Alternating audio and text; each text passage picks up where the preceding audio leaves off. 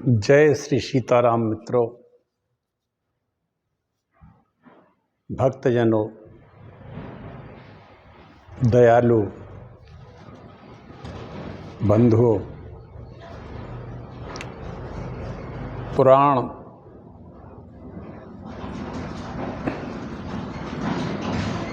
हम लोग सभी सुनते हैं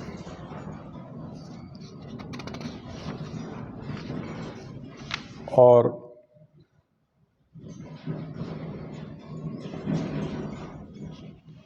पुराण हमारे 18 हैं।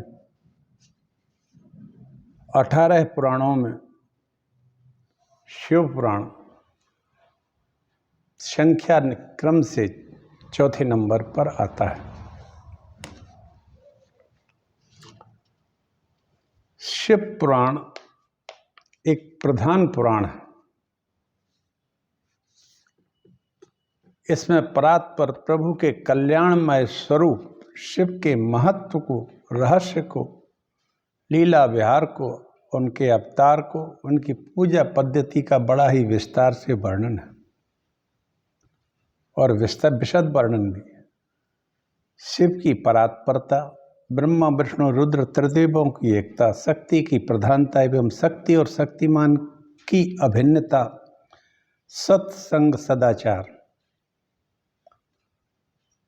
भक्ति योग, ज्ञान आदि का बड़ा ही सुंदर निरूपण हुआ है।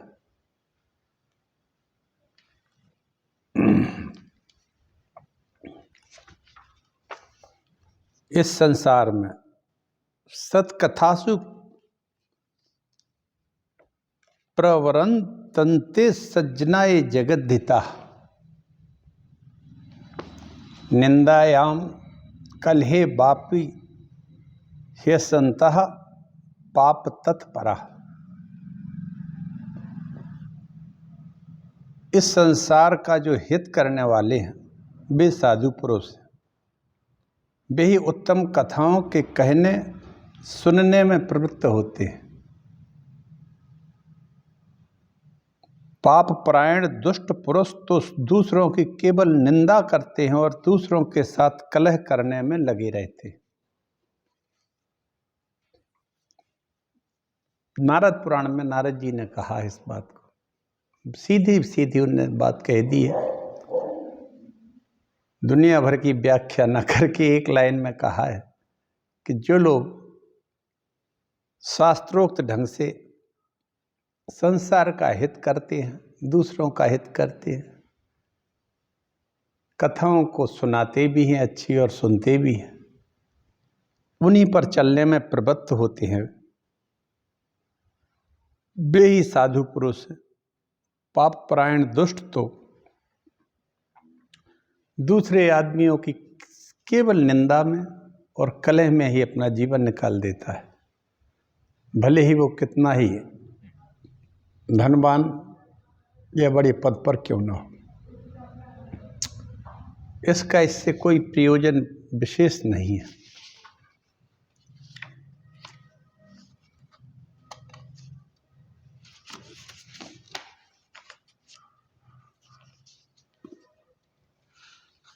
इसी तरह से संसार में जो मनुष्य मानव सत्संग, देव पूजा, पुराण की कथा, हितकारी उपदेश में तत्पर रहता है, भगवान विष्णु के समान तेजस्वी रूप धारण करके उन्हीं के परम धाम में चला जाता है।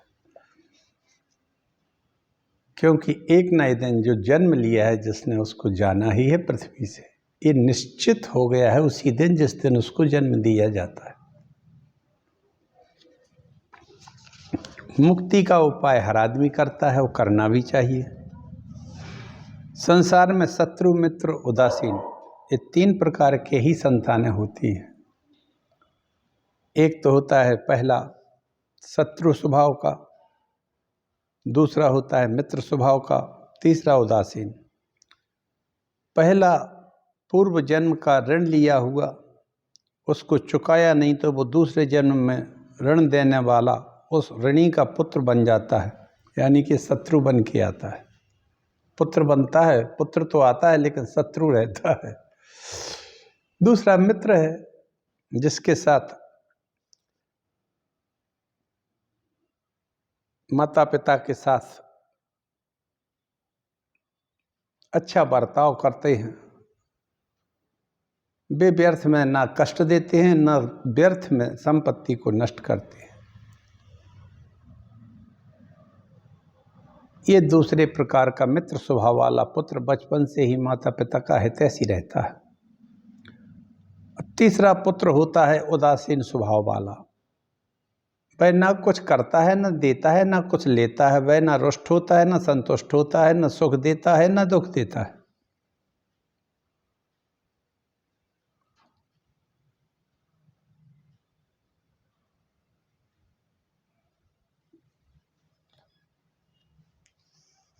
इस प्रकार की संतानें रहती हैं और इसी प्रकार के ये पशु पक्षी भी रहते हैं।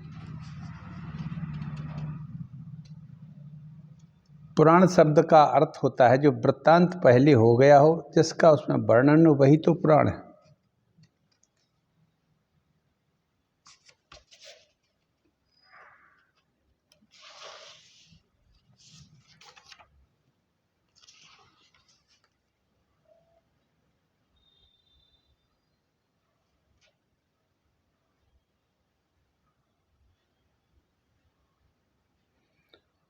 इतिहास और पुराण रूप पांचवें वेद को उन समर्थ सर्वज्ञ ब्रह्मा जी ने अपने सभी मुखों से प्रकट किया है।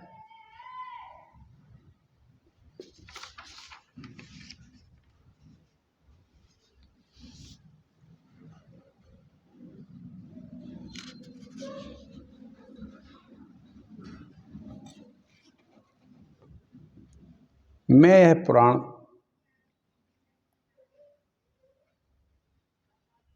टीकमगढ़ मध्य प्रदेश से कहता हूँ। ये मेरा 5वां पुराण है। प्रथम श्रीमद् भागवत को कहा, दूसरी में बार रामायण को लगातार उसी क्रम में कहा, तीसरा मार्कंडेय पुराण कहा, चौथा ब्रह्म पुराण कहा और अब शिव महापुराण कह रहा हूँ। इसमें 7 संहिताएं उपलब्ध हैं। उनमें से पहली संहिता विद्येश्वर संहिता में पूर्ण कर चुका हूँ। अब रुद्र संहिता कह रहा हूँ। रुद्र संहिता में सृष्टि खंड है, उसको कह रहा हूँ, कोशिश कर रहा हूँ, या ये कहें वाचन कर रहा हूँ, या पठन पाठन कर रहा हूँ, या कथा कह रहा हूँ, कुछ भी समझ सकते हैं आप।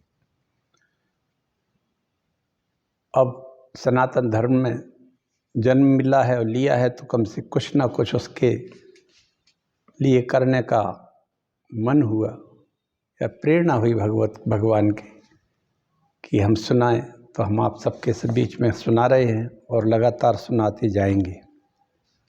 5 लक्षणों वाले पुराणों में सृष्टि संहार करने वाले ब्रह्मा विष्णु सूर्य रुद्र के साथ भुवन के महात्म का वर्णन किया गया है। धर्म अर्थ काम और मोक्ष भी इनसे विवेचन किया जाता है। इनके विरुद्ध आचरण करने से जो फल प्राप्त होता है उसका भी निरूपण किया है। अतः पुरुषार्थ चातुष्ट प्रदाता ज्ञान कोश पुराणोक्त सेवन हमारा अभीष्ट होना चाहिए।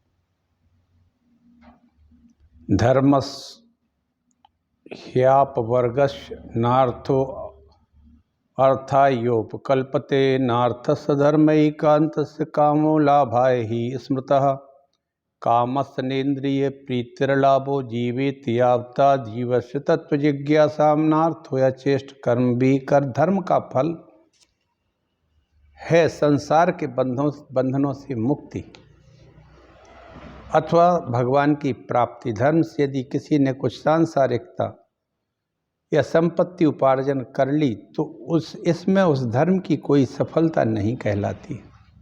इसी प्रकार धन का एकमात्र फल है धर्म का अनुष्ठान करना। वह न करके यदि किसी ने धर्म की से कुछ भोग की सामग्रियां एकत्र कर ली तो वह कोई सच्चे लाभ की प्राप्ति नहीं हुई। शास्त्रों ने काम को भी तो पुरुषार्थ माना है, पर उस पुरुषार्थ का अर्थ इंद्रियों की तृप्ति नहीं है। जितने में निर्वाहक हो जाए उतना आराम से ही यहाँ काम पुरुषार्थ से अभिप्रेत है। इसलिए शास्त्रों में कहा गया है कामई तत्, काम कई ही रूपों में प्रयुक्त होता है। इसका कोई एक ही स्वरूप या एक ही उसका गलत अर्थ नहीं लगाना चाहिए।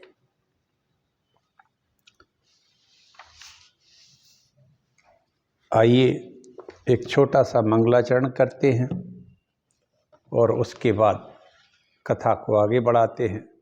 कथा शिव जी की है, बेहद सुंदर है।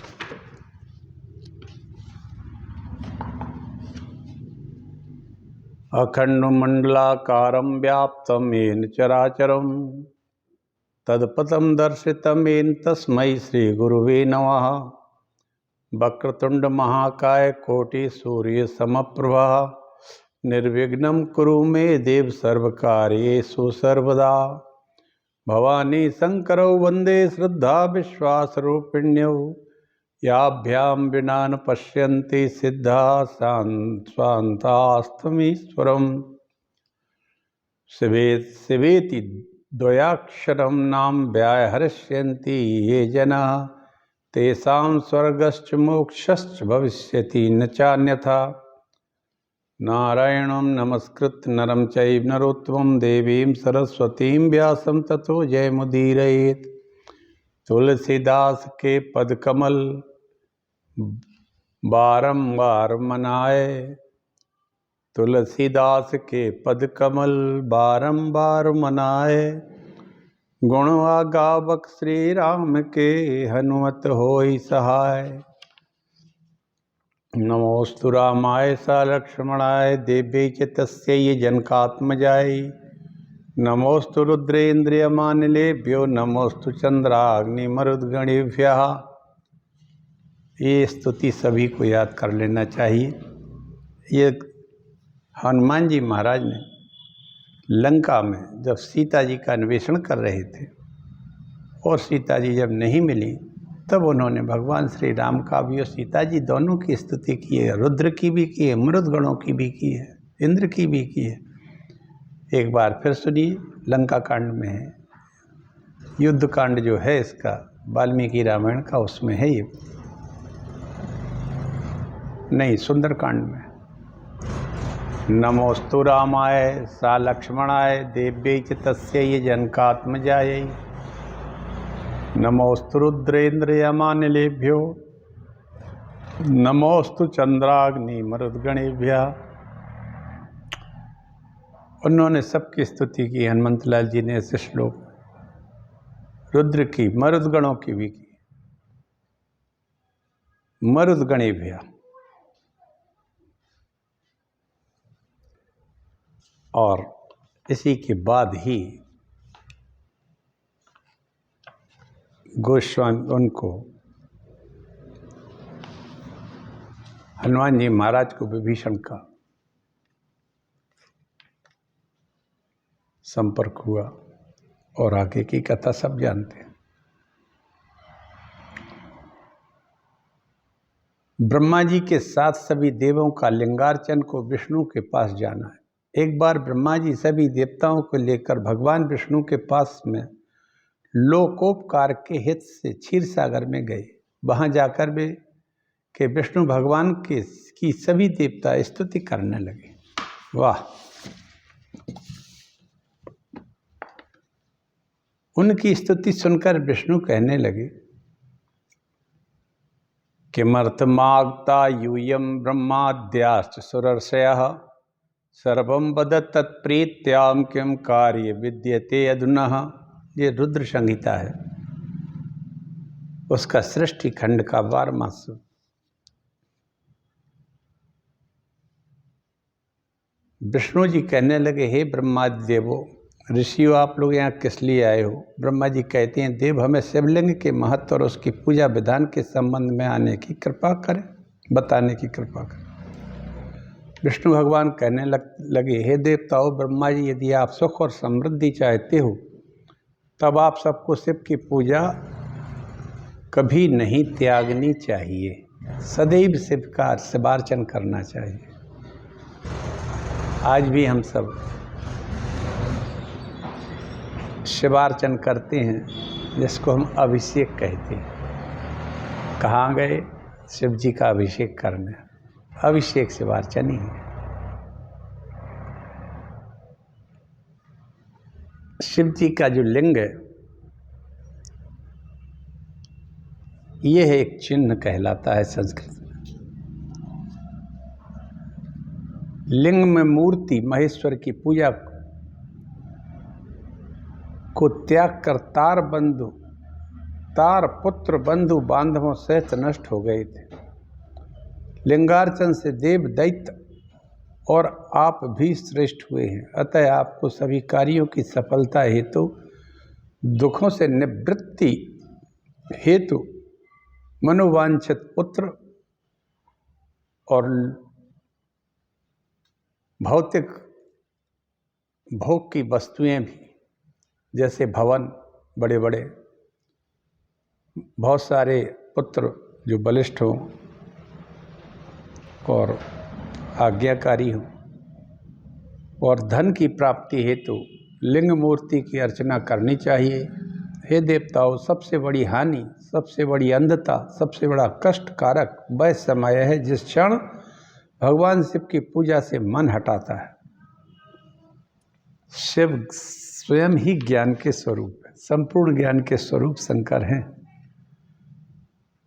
उन्हीं का एक स्वरूप इतना सुलभ और सहज है, कहीं भी बैठकर आप, स्थान सही होना चाहिए। नदी का तट हो तो कहना क्या है, तीर्थ हो कहना क्या है, वहाँ आप मिट्टी के इस पार्थिव शिवलिंग शिव जी के लिंग को बनाकर उसकी पूजा कर सकते हैं, और वहाँ आवाहन करने पर भगवान शिव उसमें अपना का प्रभाव आ जाता है। ये बिल्कुल सत्य बात है। इसीलिए अनादिकाल से शिवलिंग की पूजा होती है, क्योंकि शिव का जो लिंग है वो और शालिग्राम और ये ब्रह्मांड, ये तीनों के तीनों निराकार और ये साकार है।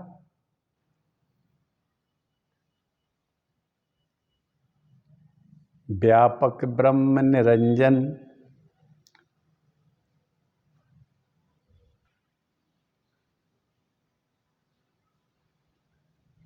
निर्गुण निगत विनोद,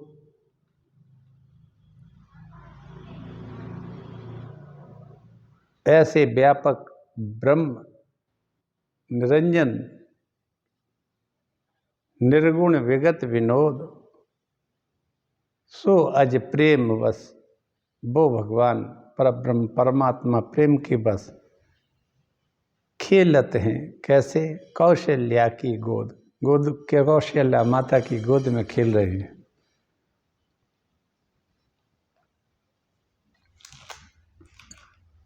तो विष्णु भगवान कहते हैं, कह हनुमंत विपत प्रभु सोई, जब तब सुमिरन भजन न होई। जो प्राणी नित्य शिव भक्ति परायण होकर लिंग की अर्चना करता है, ये सभी सिद्धियां प्राप्त हो जाती। ऐसा सुनकर सभी देवताओं ने भगवान शंकर को प्रणाम किया और कामनाओं की पूर्ति के लिए शिवलिंग प्रदान की प्रार्थना की। तब विष्णु ने विश्वकर्मा से कहा, हे मुनि शार्दुल, तुम इन सभी देवों के निमित्त शिवलिंग का कल्पना करके प्रदान करो इन लोगों को। भगवान के निर्देश के अनुसार पद्म राग मणि का लिंग बनाकर इंद्र को, सोने का कुबेर को, पीत मणि का धर्मराज को, श्याम मणि का वरुण को, इंद्र नील मणि का विष्णु को, हेम का ब्रह्मा जी को, चांदी का वसुओं को, पीतल का अश्वनी कुमारों को, स्फटिक मणि का लक्ष्मी को, तांबे का आदित्यों को, मोती का चंद्रमा को, वज्रलिंग का अग्नि को, ब्राह्मणों और उनकी स्त्रियों को मिट्टी का। वाह! ब्राह्मणों को, उनकी स्त्रियों को मिट्टी का तथा नागों को चंदन का, देवी को मक्खन का, योगी को भस्म का, यक्षों को दही का, छाया को मिट्टी का लिंग बनाकर रत्नमय लिंग ब्रह्माणी को और पारे का लिंग बनाकर पृथ्वी देवी को दे दिया। इतने तरह के शिवलिंगों का निर्माण किया विश्वकर्मा जी ने और इतने अलग अलग शिवलिंगों को सब लोगों को दिया। मनुष्यों के लिए मिट्टी का शिवलिंग लिया, पार्थिव पत्थर का, मिट्टी एक ही है। भगवान के निर्देश के अनुसार इस प्रकार देवताओं के हित की कामना से विष्णु ने लिंग देकर शिव जी की पूजा अर्चना की विधि बताई। वहाँ से आकर अपने स्थान पर आकर सब ऋषियों और देवों से शिव की पूजा अर्चना की विधि का वर्णन किया। ब्रह्मा जी कहने लगे, देवताओं, सहस्त्र कर्म यज्ञ से तपो यज्ञ विशेष है। कर्म यज्ञ से तप का यज्ञ, तप करना विशेष है। सहस्त्र तप यज्ञ से जप यज्ञ विशेष है। इससे ध्यान यज्ञ है, इससे परे फिर कुछ नहीं है। जो ध्यान यज्ञ में निरत है, शंकर जी सदा उसके समीप रहते हैं। विज्ञानियों को प्रायश्चित्तवादी शोधन कुछ नहीं है। शिवलिंग परम आनंद देने वाला है, कल्याणदायक है, अक्षर स्वरूप है। यह निष्फल सर्वगामी योगियों के हृदय में सदा स्थित रहते हैं। हे ब्राह्मणों, लिंग दो प्रकार के होते हैं, एक स्थूल लिंग, बाह्य लिंग कहलाते हैं। सूक्ष्म लिंग आभ्यंतरिक लिंग कहा जाता है। जो कर्म यज्ञ में प्रीति करते हैं वे स्थूल लिंग में प्रेम करते हैं। जो उस तत्व को नहीं जानते हैं उनकी भावना के लिए सूक्ष्म ही स्थूल हुआ। यह विग्रह आध्यात्मिक लिंग है, जिसको इसकी आध्यात्मिक सूक्ष्म लिंग का प्रत्यक्षीकरण नहीं होता है, उस शिवलिंग तथा स्थूल लिंग में पूजा की कल्पना करे, इसमें अन्यथा नहीं है। ज्ञानियों को सूक्ष्म लिंग निर्मलता का कारण है।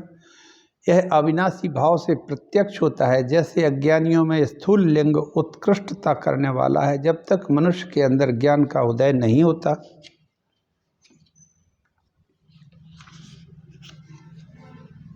तब तक कर्म के द्वारा ही शंकर की आराधना करता है। जब तक पूर्ण ज्ञान हो न हो तब तक प्रतिमा की पूजा करना उचित है। जैसे मलिन वस्त्र पर अच्छी तरह से रंग नहीं चढ़ता, धोकर साफ करने पर ही रंग चढ़ता है, उसी प्रकार निर्मल शरीर में ही देवों की पूजा करने का भक्ति का रंग चढ़ जाता है। आहा! निर्मल मन जन सो मोहि भावा, मोह कपट छल छिद्र न भावा। वाह! राम जी कह रहे। तो जब भक्ति का रंग तो तभी चढ़ेगा ना जब बिल्कुल साफ होगा, निर्मल मन होगा। भक्ति का मूल सत्कर्म इष्ट देव का पूजन ही है। तीर्थ आव गाय और प्रतिमा पूजन की दीर्घ काल में पवित्र करते हैं। जब तक गृहस्थ आश्रम में रहे तब तक प्रतिमा की पूजा करता रहे, अथवा सबके मूल शिवजी के पूजन से ही सभी देवता पूजित हो जाते हैं। ऐसा विष्णु भगवान ने कहा। ब्रह्मा जी फिर कहने लगे, ब्रह्म मुहूर्त में उठ कर के पार्वती का स्मरण करे, फिर कहे कि उमा स्वामी उठिए और ब्रह्मांड का मंगल करिए, और कहे कि प्रभु मैं धर्म को जानता हूँ। क्या कहे? प्रभु मैं धर्म को जानता हूँ। जानामि धर्मम न च मे प्रवृत्ति, जानाम में अधर्मम न च मे निवृत्ति। त्वया महादेव हृदय स्थितेन मया नियुक्तोऽस्मि तथा करोमि। क्या बात है! जानामि धर्मम न च मे, मैं तो धर्म को जानता हूँ। आज से नहीं जानता हूँ, बचपन से जानता हूँ। घर में वातावरण ही रहता है, धार्मिक रहता है। बाह्य वातावरण भी धर्ममय रहता है और जहाँ जहाँ आप जाएंगे वहाँ वहाँ अच्छी जगह पे धार्मिक वातावरण रहता है, धार्मिक आदमी रहते हैं। और पुस्तकों से भी पता लग जाता है थोड़ा। हमारे भारतवर्ष में ये देवभूमि है, यहाँ प्रत्येक देवता, प्रत्येक व्यक्ति के अंदर जो जीव का अंश है वो उन्नत किस्म का होता है, दुष्टता का नहीं होता है। तामसी, तमोगुण की प्रधानता कम होती है, ज़्यादातर रजोगुण और सतोगुण की रहती है। यार सतोगुण की और तमोगुण की रहती है, तमस भी रहता है। 3 गुण हैं, तीनों गुणों के बगैर प्रकृति संभव नहीं, लेकिन फिर भी सत्वगुण की प्रधानता अधिक होती है। सत्वगुण के कारण हमारे देश के सभी नागरिक देवता जैसे आचरण करते हैं। हम जानते हैं धर्म को। अब धर्म को तो जानते हो, जानामि धर्मम, जानते हैं, बहुत अच्छी तरह से जानते हैं धर्म को। अब अच्छी तरह से इतना ही जानते हैं जितना जाना जाता है। कोई तपस्या तो की नहीं है, कोई बहुत बड़े सत्कर्म यज्ञों का अनुष्ठान तो किया नहीं है, कोई पंचध्वनि तपी नहीं है, और ऐसा भी नहीं है कि मैंने कोई ऐसा कोई बड़ा भारी अच्छा काम किया हो जिससे कि हम ये कहें कि हम अपने आप को पूर्ण धार्मिक कह सकते हैं। लेकिन फिर भी धर्म को जानते हैं सही। अब धर्म को तो जानते हो, फिर क्या है? ये है कि जानामि धर्मम न च मे प्रवृत्ति। मैं धर्म को जानते हुए मैं पूरी प्रवृत्ति से मेरी धर्म में है नहीं, मेरी धर्म में प्रवृत्ति नहीं है। यदि धर्म में प्रवृत्ति हो जाए तो संसार से अपराध खत्म हो जाएंगे, दंड की प्रक्रिया खत्म हो जाएगी, न्याय प्रक्रिया की जरूरत ही नहीं पड़ेगी। यदि धार्मिक व्यक्ति हो जाएगा तो उसको काहे को क्या जरूरत पुलिस की है, क्या है न्यायालय की? तो जानामि धर्मम, मैं जानता हूं धर्म को, न च मे प्रवृत्ति, लेकिन मेरी भगवान उसमें प्रवृत्ति नहीं होती है। सत्य तो यह है कि ये श्लोक जब सांब का और भीष्म पितामह का युद्ध हुआ अश्वमेध यज्ञ में, तब सांब को भीष्म पितामह ने एक अस्त्र के द्वारा घायल कर दिया। बलदाऊ और कृष्ण भी आए उस युद्ध में, बाद में आए। कृष्ण भगवान की स्तुति सबने की, भीष्म पितामह ने भी की, सभी लोगों ने की। जब नंबर आया दुर्योधन का तो उसने ये स्तुति की थी एक श्लोक में, जानामि धर्मम न च मे प्रवृत्ति। हे माधव, हे राघव, हे कृष्ण, हे केशव, मैं बचपन से ही धर्म में को अच्छी तरह से जानता हूँ। क्यों? बचपना ही पूरा द्रोणाचार्य और भीष्म पितामह की गोद में निकला था। ये लोग तो परम धार्मिक वैष्णव थे, तो वो तो जानता था सब कुछ। तो वो कहता है कि जानामि धर्मम न च मे प्रवृत्ति, जानाम अधर्मम न च मे निवृत्ति। और अधर्म को तो मैं और ही अच्छी तरह से जानता हूँ क्योंकि मेरी तो प्रकृति ही तामसी है, उससे मेरी निवृत्ति नहीं है, मैं उसको छोड़ नहीं पाता। किसको? अधर्म को छोड़ नहीं पाता, और धर्म को जानते हुए उसको मैं कर नहीं पाता हूँ, और अधर्म करता हूँ जी जानते हुए कि ये धर्म है और जी अधर्म है। इस तरह से हम हे केशव जानते हुए भी अधर्म करते हैं, और जानते हुए हम धर्म नहीं करते, धर्म पर नहीं चलते। नहीं तो मैं इतना बड़े बड़े कुकर्म नहीं करता। जानामि धर्मम न च मे प्रवृत्ति, जानाम अधर्मम च न मे निवृत्ति। मेरी निवृत्ति नहीं है अधर्म से। त्वया ऋषिकेश हृदयास्थाहम। हे ऋषिकेश, तुम सबके हृदय में स्थित हो।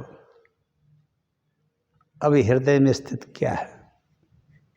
ये भगवान की एक चित्त शक्ति होती है, चित्ती जिसको कहते हैं, या ये कहें कि भगवान की एक सूक्ष्म शक्ति, सूक्ष्म प्रकृति है। क्योंकि शक्ति के बगैर शक्तिमान चल नहीं सकता, इसलिए उनकी जो शक्ति है वो चित्त शक्ति है, वो सबके हृदय में रह के उसको जीवंत बनाए रहती है। तो त्वया ऋषिकेश, इसमें हमारे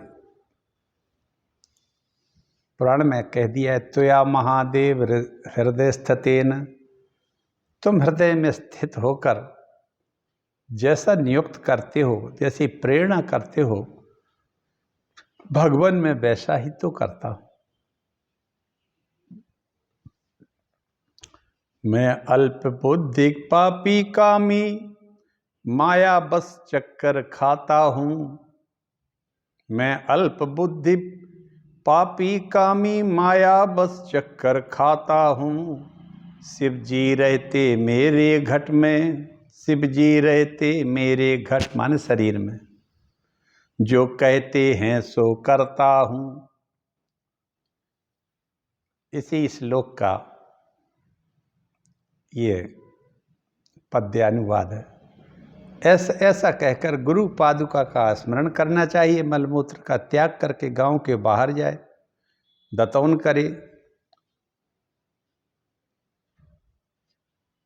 स्नान समय के अनुसार स्नान करे। रविवार, श्राद्ध के दिन, संक्रांति, ग्रहण, तीर्थ, उपवास के दिन गर्म जल से स्नान नहीं करना चाहिए। लेकिन ये स्वस्थ पुरुषों के लिए, बीमार लोगों को या वृद्ध लोगों के लिए नहीं। ठंड में स्नान करने से आफत हो जाएगी। श्राद्ध, ग्रहण, उपवास और प्रतिपदा में तेल को ग्रहण नहीं करें।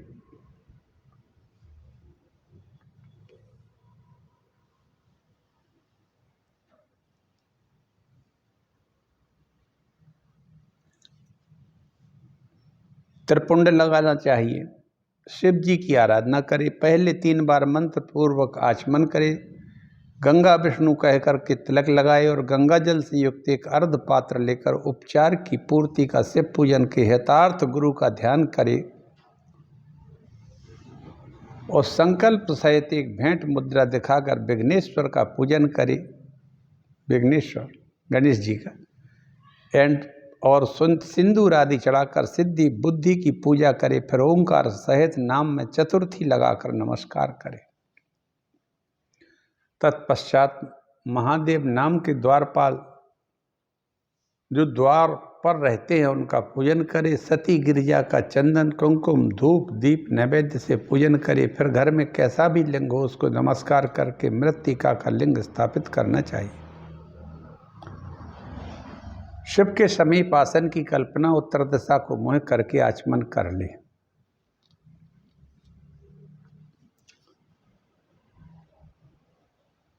फिर पूजा पद्धति बहुत वही है जो हम सब जानते हैं। प्रणाम करना, 5 मुद्राएं दिखाना, दीप शिखा, पद्मासन, भद्रासन इत्यादि करना और आचमन कराकर वस्त्र, तिल, जौ, गेहूं शिव को समर्पण करे। फिर शंख, पुष्प, कमल, धतूरा, मदार, द्रोण, तुलसी पत्र, बेल पत्र के द्वारा भक्ति भाव से शिव जी का पूजन करना चाहिए।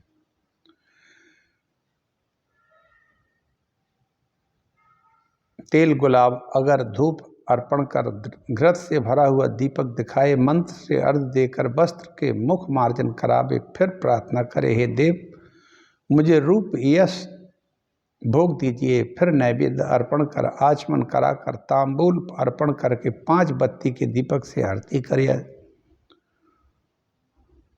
कुर्यादारार्तिकं पंचवर्तिका मनुसंख्या पादयोश्च चतुर्वारं द्विकृतो नाभिमंडले। इनके अनंतर 5 बत्ती की आरती बनाकर भगवान की आरती करे।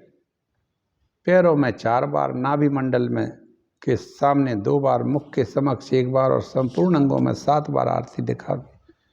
तत्पश्चात यथोक्त मुखमंडल पर 7 बार सर्वांग पर घुमाकर ध्यान कर मंत्र का उच्चारण करें। गुरु के निर्देश के अनुसार शुद्ध मंत्रोच्चार कल्याणकारी होते हैं। फिर अनेक स्तोत्रों से शिव जी की स्तुति करना चाहिए। सनह सनह प्रदक्षिणा करे, विधि पूर्वक साष्टांग प्रणाम करके पुष्पांजलि देकर यह क्षमा प्रार्थना करे कि हे भोलेनाथ, यथाशक्ति सामग्री से मैंने आपकी पूजा अर्चना की है। हे नाथ, आप उसी से प्रसन्न हो जाइए, क्योंकि भूमहु स्खलित पादानाम भूमि रेवावलंबनम, जिसका चरण पृथ्वी पर से फिसलता है उसका पृथ्वी पर ही अवलंबन सहारा होती है। अर्थात इंसान फिसल कर गिरता है तो पृथ्वी पर ही तो गिरेगा। सूत जी कहते हैं, ऋषियों, अब मैं आपसे शिव जी पर चढ़ाने वाले पुष्पों का निर्णय करता हूँ। कथायाम सुप्रीत्या पुष्पार विनिर्णयम, इस विधि से को नारद के पूछने पर ब्रह्मा ने उनको बतलाया था। ब्रह्मा जी ने कहा, कमल, बेलपत्र, शतपत्र, शंख पुष्प आदि से पुष्पों से पूजन लक्ष्मी करने से लक्ष्मी की प्राप्ति होती है। 1 लाख पुष्पों से पूजा करने से लक्ष्मी की प्राप्ति और पापों की हानि हो जाती है। शंख पुष्पों का पूजन विशेष लाभदायक है। शतपत्र या कमल चढ़ाने से मनोकामनाओं की पूर्ति है।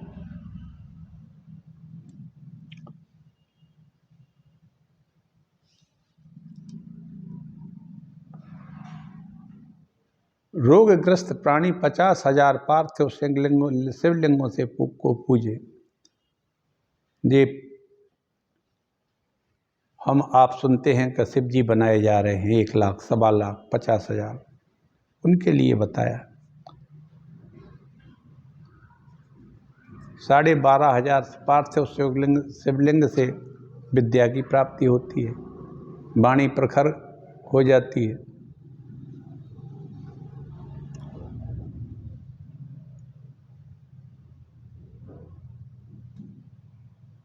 हर श्रृंगार के फूलों से सुख संपत्ति आती है। ऋतु के फूलों से मुक्ति, राई के फूलों से शत्रुओं का क्षय हो जाता है।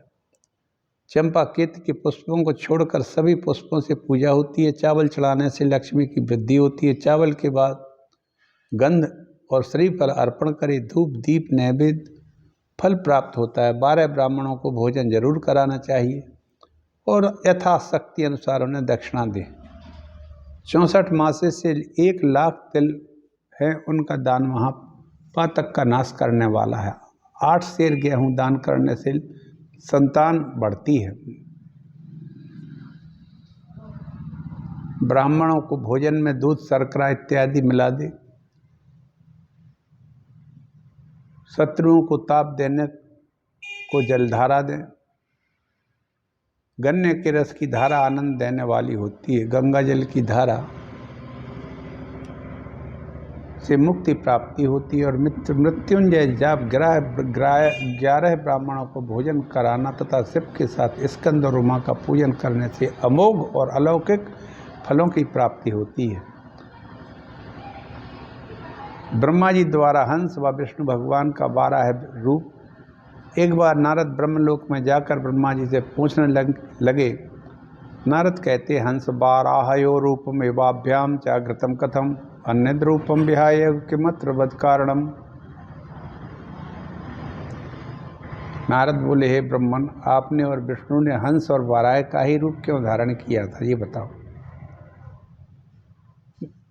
जबकि अन्य रूप भी तो रख सकते थे। इसका कारण बताने की कृपा करें। ब्रह्मा जी कहने लगे, हंस को ऊपर उड़ने की गति निश्चल होती है। जल और दुग्ध को अलग अलग करने का हंस में विवेक होता है, इसलिए हंस ज्ञान और अज्ञान के निर्णय में समर्थ होता है।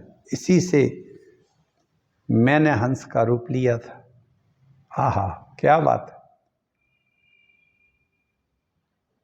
और वराह की अधोगमन की गति निश्चल होती है। इसी से नीचे तक जाने के लिए विष्णु भगवान ने वराह का रूप धारण किया था। जिस दिन विष्णु जी ने वराह का रूप धारण किया था, उसी दिन से 12 कल्प वाराह कल्प प्रारंभ हुआ। कल्प श्वेत 12 कल्प चल रहा है इस समय मित्रों। वैवस्वत मनवंतर चल रहा है। जम्बू दीपे भरत खंडे श्वेत वाराह कल्पे वैवस्वत मनवंतरे अमुक तिथि, ये इत्यादि संकल्प में हमारे पंडित जी महाराज वगैरह बोलते हैं। उसी दिन से, जिस दिन से वराह का भगवान विष्णु ने रूप धारण किया था, इन दोनों ने किस काय के लिए किया था? वो ज्योतिर्मय शिवलिंग की जानकारी करने के लिए कि ये कहाँ तक गया। तो ऊपर गए थे ब्रह्मा जी हंस बन के, नीचे गए थे वराह का रूप लेके भगवान विष्णु। नारद जी ने पूछ ही लिया कि आप लोगों ने ये दो रूप ही क्यों रखे और कुछ क्यों नहीं रख सकते थे? तो उन्होंने कहा हंस ज्ञान का प्रतीक है भाई, दूध और पानी को भी अलग कर सकता है, इसलिए मैंने ज्ञान का रूप धारण करके ऊपर की ओर शिव जी को जानने की कोशिश की। और नीचे की जो गति है वो होती है वराह की सबसे ज़्यादा। तो विष्णु ने वाराह का रूप धारण किया, और जिस दिन विष्णु जी ने वाराह का रूप धारण किया था उसी दिन से वाराह कल्प प्रारंभ हो गया। वराह कल्प आजकल चल रहा है श्वेत वाराह कल्प वर्तमान में। मित्रों, मैं आज अपनी इस कथा को यहीं विराम देता हूँ, वाणी को विराम देता हूँ। आप सभी जितने भी भक्तजन हो सभी को मेरा प्रणाम, और हमारे संपूर्ण सनातनियों पर, सनातन धर्मियों पर, देश पर, संपूर्ण जीव माता पर, गौ माता पर, जिसको हम आजकल आवारा पशु कहते हैं। आवारा पशु नहीं है गाय, निराश्रित पशु है। भैंस आवारा पशु क्यों नहीं है? बकरी आवारा पशु क्यों नहीं है? क्योंकि उसको आश्रय देते हैं लोग, रखे हैं। आजकल माता पिता को बाहर निकाल दो, वो निराश्रित हो जाते हैं, उनको सरकार खाने को देती है। कहने का मतलब, हम जब तक बैलों की ज़रूरत थी तब तक हमने गायों को छाती से लगा के रखा, और आज बैलों की ज़रूरत नहीं है ट्रैक्टर की वजह से। तो गौ माता हमारी माता तो कहते हैं, लेकिन उस गौ माता को हमने निराश्रित कर दिया है। और गाँव में हम शराब के ठेकों के पास बैठकर, चौपालों पर बैठकर ताश तो खेलेंगे, मादक पदार्थों का सेवन गुटखा आदि का करेंगे, नशे का करेंगे, लेकिन दो चार गाय घर में रखकर नहीं उनका उदर पोषण करके उनसे दूध नहीं निकलता पिएंगे। गोदुग्ध शरीर को बलिष्ठ बनाता है, गोदुग्ध शरीर में शक्ति को बढ़ाता है। उसकी जगह पे अब क्या क्या पीने लगे हैं। क्यों? कि गोदुग्ध गायों को तो निराश्रित कर दिया, घर के बाहर ही छोड़ दिया, जाओ मारते अलग हैं, जगह नहीं है, रोड के किनारे तक जगह नहीं है उनको खड़े रहने के लिए। ऊपर से ट्रक चले जाते हैं, खाने को कोई देता नहीं है। गौ माता को इतनी निराश्रित अवस्था में छोड़ दिया है। और गौ माता को जानते क्या कहते हैं सभी लोग? आवारा पशु। याद रखना मित्रों, इस देश में यदि गौ माता को हमारे सभी सनातन भाई बंधु और भी भाई बंधु जितने भी हैं, जब तक उनको उस माता को वास्तविक माता का जो दर्जा था अगर वही नहीं दिया तो इसके दुष्परिणाम बहुत भारी होंगे। और आप देखते चलिए, गौ दुग्ध पीने को गौ दुग्ध ही है, गौ मांस नहीं है खाने के लिए। याद रखना इस बात का। इसलिए हमारे शंकर जी हम अपने पास सदैव नंदी को रखते हैं, वृषभ को रखते हैं, गौ माता के पुत्र को रखते हैं। ये कहें अपन या ये कहें कि पृथ्वी गाय ही है, गौ माता का ही स्वरूप है पृथ्वी। याद रखना इस बात का। इसलिए शिव पुराण सुनने वालों कम से कम इतना हो कि घर में अपने संभव हो तो रखिए 1, 2, 3, नहीं हो तो जहाँ चल रही हैं गायों को रखने की व्यवस्था जहाँ हो रही हो, जो रखे हैं गौशालाएँ जहाँ बनी हो, वहाँ जाके घास इत्यादि देने की कोशिश करें, जिससे कम से कम गाय का पेट तो भरे और वो ये पॉलीथिन ना खाए। तो गाय हमारी द्वारा निराश्रित की हुई ये गौ माता है, वो आवारा पशु नहीं है मित्रों। इसी के साथ मैं सब लोगों को प्रणाम करता हूँ, उस सब रोज लोगों से आशा करता हूँ कि सभी धर्म का अवलंबन करें, भगवान शंकर सब पर कृपा करें। जय श्री राम।